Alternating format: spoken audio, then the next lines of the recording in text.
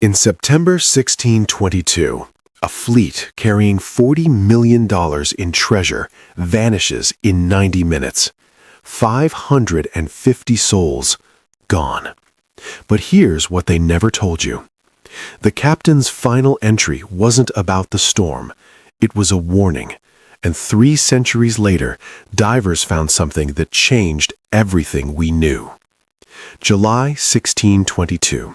The Spanish treasure fleet departs Havana. 28 ships, soldiers, priests, families. They have no idea they're sailing into history's greatest maritime mystery. The cargo, 40 tons of silver and gold, emeralds from Colombia. But tucked beneath the official manifest lies something the Spanish crown desperately wants hidden. Captain Bernardino de Lugo commands the Nuestra Señora de Atocha.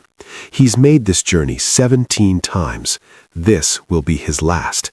But why did he delay departure for 6 days? September 4th, the weather scout reports unusual wind patterns. Lugo receives a message from shore. Do not sail. He burns it. What did that letter really say? Harbor Master Rodriguez pleads with Lugo. The signs are wrong. But Lugo's orders come from someone higher, someone who needs this fleet to disappear. That night, veteran sailor Miguel Ferreira writes to his wife. The captain seems possessed. He speaks of duty over survival. Ferreira will never send that letter. September 5th, 1622, 1 p.m. The fleet enters the Florida Straits. Within 2 hours, the sky turns black, but 8 ships suddenly change course. How did they know? Around 3:47 p.m., first wave hits the Atocha, 45 feet high. The ship doesn't break, it bends. Survivor testimony later reveals the hull had been weakened deliberately. Lugo orders the treasure hold sealed, not to protect the cargo, but to trap it. Witnesses say he's smiling. In 90 minutes, 8 ships and 550 people will be gone. By the time 4:56 p.m., the Atocha capsizes. But here's what doesn't make sense. Rescue ships arrived within hours. They recovered 68 survivors from other vessels. From the Atocha, they recovered only 5. The 5 survivors tell identical stories, 2 identical. They describe the Atocha breaking apart. But when salvage crews arrive in 1623, they find the ship intact, buried. Within weeks, Spanish authorities seal all records. The official report is named Act of God, but a clerk named Paulo Menendez smuggles out a single page. It contains 3 words. They knew when. By 1623, Spain sends salvage master Francisco Núñez Melián. He finds the Santa Margarita in 18 feet of water, recovers half the treasure, but the Atocha, in only 55 feet, nothing. Melián's diary, discovered in 1970, said the ship is not sunk, it is buried, as if the ocean itself swallowed it whole. The sand formations are unnatural. For 16 years, Spain searches. They map every reef, every sandbar. The Atocha is in the shallowest, most surveyed water in the Caribbean, yet it remains invisible. By the year 1638, Spain abandons the search. For 327 years, the Atocha becomes legend. Pirates hunt for it, empires rise and fall, but the ocean keeps its secret. Until 1969. Enter Mel Fisher, chicken farmer turned treasure hunter. He sells everything he owns based on one clue. A water-damaged letter from 1650 describing the silver bank that doesn't exist. Fisher's theory said the Spanish were lying, not about the treasure, but the location. He believes someone moved the markers, but why would Spain hide its own fortune? July 20th, 1985, Fisher's son, Kane, finds a single gold bar. 3 days later, they discover the mother lode, 40 tons of treasure, exactly where Spanish records said it wasn't. But here's what made headlines. The cargo doesn't match the manifest.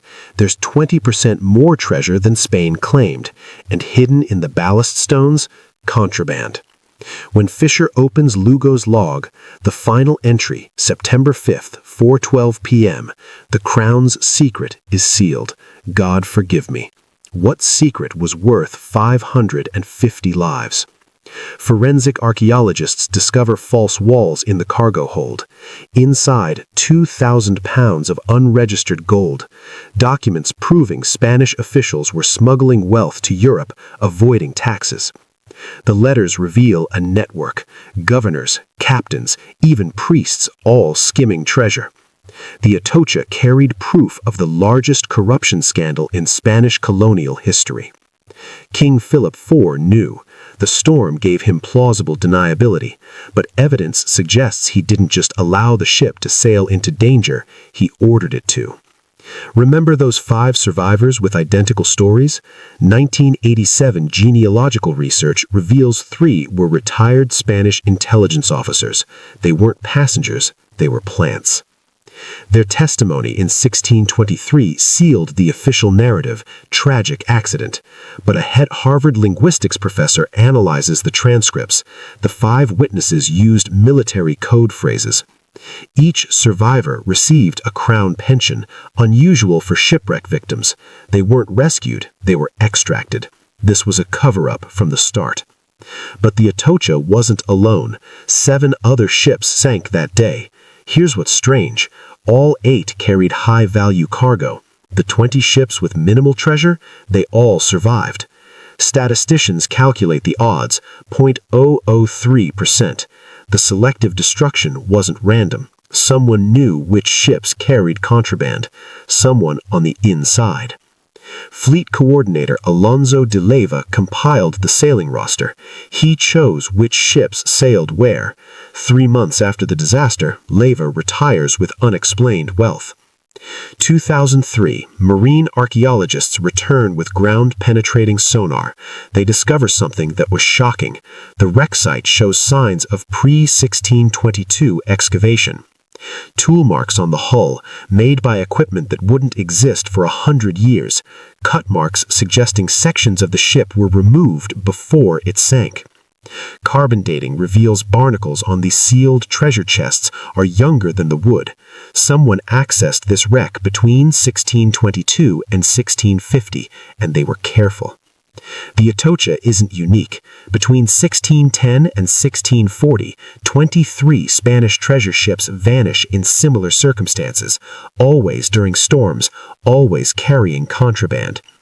Insurance records, hidden in Seville archives until 1999, shows Spain collected massive payouts but never launched recovery operations. They were profiting from the disasters. Spanish treasury records spike after each loss.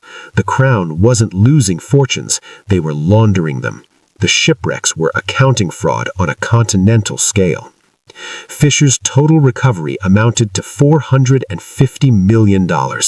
Emeralds the size of fists, gold chains 12 feet long, but the most valuable find, a sealed copper tube with a rolled parchment inside. The parchment is a list, 47 names, Spanish nobles, church officials, colonial governors. Next to each name, numbers, amounts. This was the ledger of who was stealing from Spain. Cross-referenced with history, every name was later accused of treason or corruption. This list was someone's insurance policy. But whose, and why did it sink with the ship? In 2008, genealogists discover Lugo's great-grandson in Mexico. He possesses a family letter hidden for 386 years. It explains everything. I did not want to die a traitor, so I die a hero.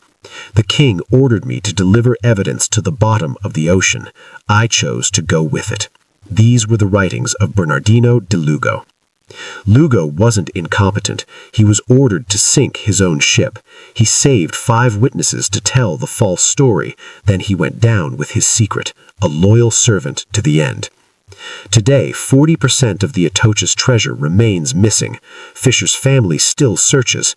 But here's the question nobody can answer. If Lugo buried the evidence, who dug it up? Those pre-1622 tool marks, the accessed chests, someone knew exactly where to look, someone who had the original coordinates, the coordinates Spain claimed was not in existence. In 2019, a private collector purchased a Spanish naval map at auction. It shows the Atocha's exact location. The map is dated 1624, 2 years after Spain lost the ship. They never lost the Atocha. They buried it. Then someone in power recovered the evidence, laundered the wealth, and rewrote history. The perfect crime. Almost. What other lost treasures are actually hidden fortunes? Subscribe to uncover history's greatest deceptions. The truth is always deeper than you were told.